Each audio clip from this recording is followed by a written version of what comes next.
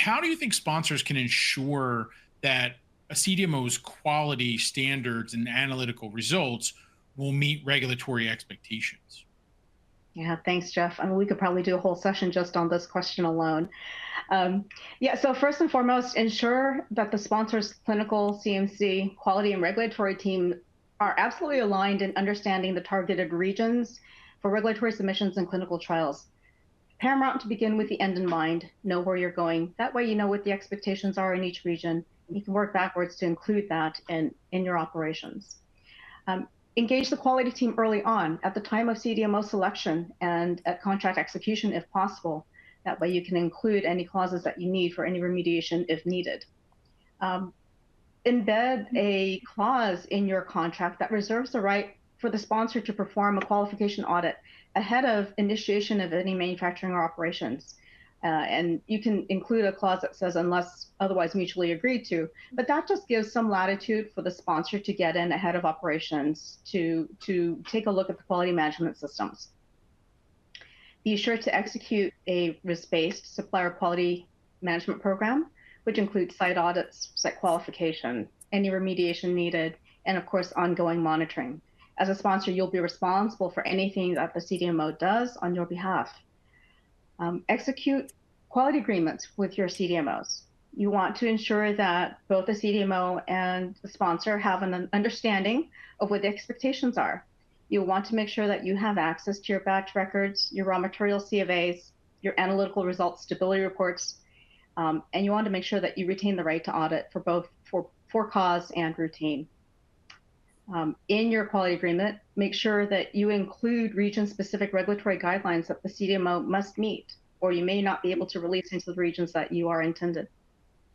I would request routine QMS metrics from the CDMOs just to demonstrate that you are monitoring their operations and the status of their level of compliance.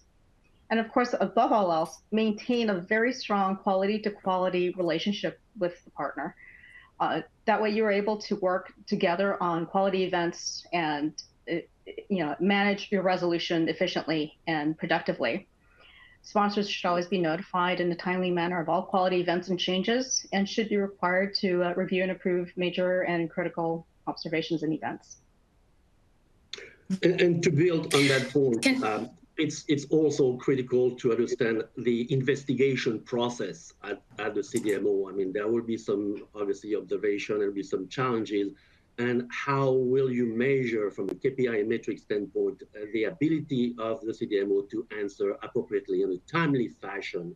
And how do you ensure that the quality or the overall performance is appropriate to resolve the investigation in due time?